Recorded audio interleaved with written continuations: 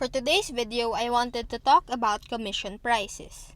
I know this is kinda different from my usual videos as this will be the first time I will talk about an issue or just something kinda controversial in the hobby. But I feel the need to share my thoughts about this with you guys, mainly because of the comments on a post that I saw that kind of did not sit well with me. And while we're on the topic, I'll be resharing this commission build of an RX 782 from a year ago. So let's get on with the video. Hi, I'm Nico and welcome to the channel.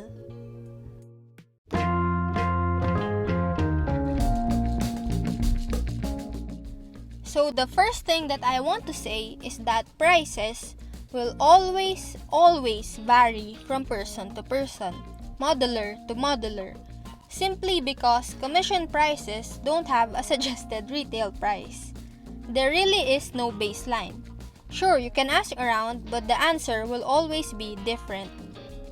Now, the reason why I felt the need to make this video is because, like I mentioned earlier, I saw a post by a fellow modeler, Mike, offering pilot figure commissions, and then another modeler, let's call him Modeler F, that said in the comments that Mike is asking for too much.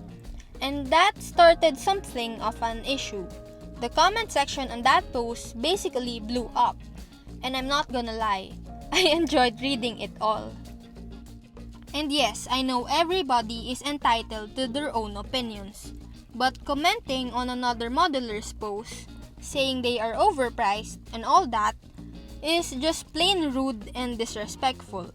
Especially if you're in the same line of work, or in this case, you're both modelers.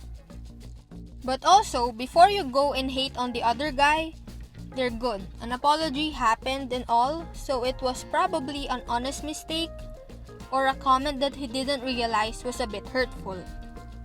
Or maybe he just realized he was wrong. But everything's forgiven, so let's move past that. Now, I did not make this video to talk about that post.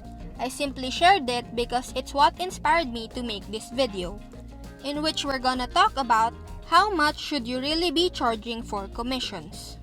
I'm also not limiting this to Gunpla Commissions because this also applies to our toys, toy figures, model cars, planes, tanks, miniatures, you name it.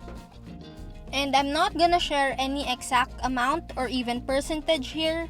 One, because I suck at math, and two, is because like I mentioned earlier in the beginning, prices will always vary from modeler to modeler, which is also why I'm not gonna share my own pricing to avoid comparisons. So ever since I came back in the hobby and met some people, mostly through my dad, I have heard a few disappointing stories about how some people devalue themselves because they're desperate to get commissions, or they don't think they're good enough. I also go on local Gunpla groups sometimes just to look at custom builds and kits for sale, and I often see postings by fellow modelers with very low prices being taken advantage of by clients who seems like they don't even want to pay at all. On the flip side, I also see people who complain that it's too expensive and lowball the artist or modeler, when the pricing on the work in question is appropriate and sometimes still too low. And as frustrating as it may be, we will never be able to get rid of lowballers and clients who ask for too much for the price of too little. But the one thing we can do is to recognize our skill and talent.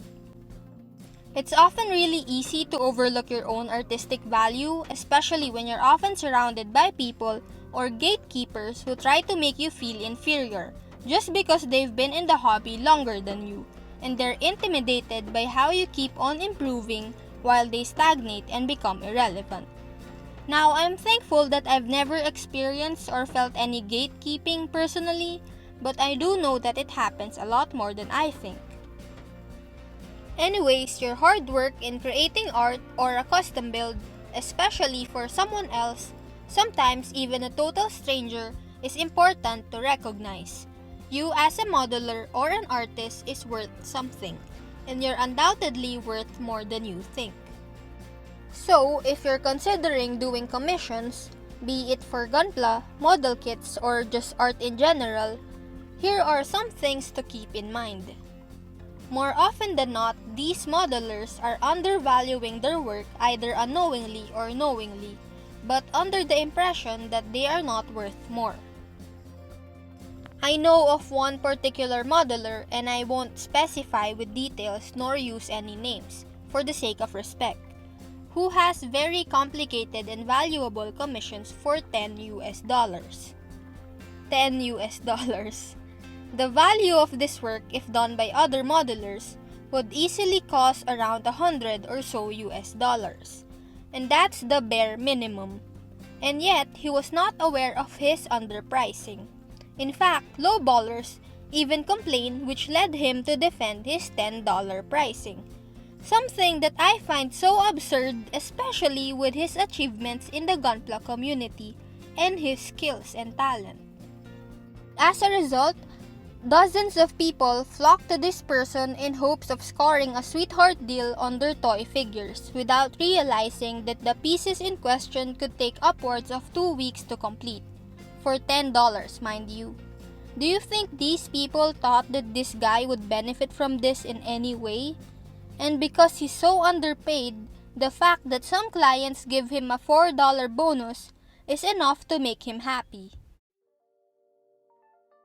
Now, what you have to realize is that one commission that costs an appropriate amount is way better than dozens of commissions that wouldn't even cover your material costs. So if you see modelers or artists that might be undercharging themselves, do them a favor and let them know respectfully. It will not only help them better value their own work, but it will also boost their confidence. But also, always remember when to draw the line. Telling others they might be undercharging is good, but telling them they are overcharging is another. And honestly, I think the people who complain about prices being too high are those same people who take advantage of those that price too low. That's why an appropriate amount for a commission is too expensive for them. Like I said, there is no SRP when it comes to commission prices. Therefore, we also don't have the right to criticize and dictate if someone is asking for too much, because that's how much they think their value is, and you don't get to change that. And another thing to remember is that clients will respect it when you value your work and understand its value. While you might have some people climbing all over you for super cheap deals, raising your prices only eliminates the ones taking advantage of you. And chances are, the people who really like you and your work will still commission you. Lastly, never devalue yourself because you think you're not as skilled as other people, or because of the lowballers and cheapskates. You took time and care to make something special, whether it's for you or for someone else. You and your art have value. Respect that, and others will too.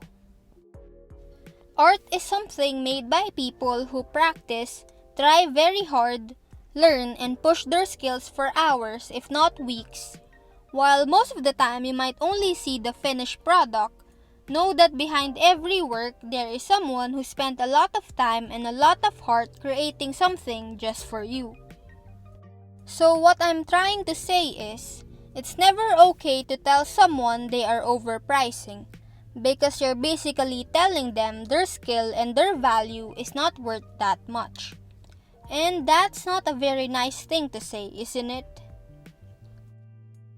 At the end of the day, the great thing about art is how much a piece of work, or in our case, how much a Gunpla build is worth, is totally up to the modeler. And that's it for today's video. Let me know your thoughts and opinions on this issue in the comment section below. Thanks for watching!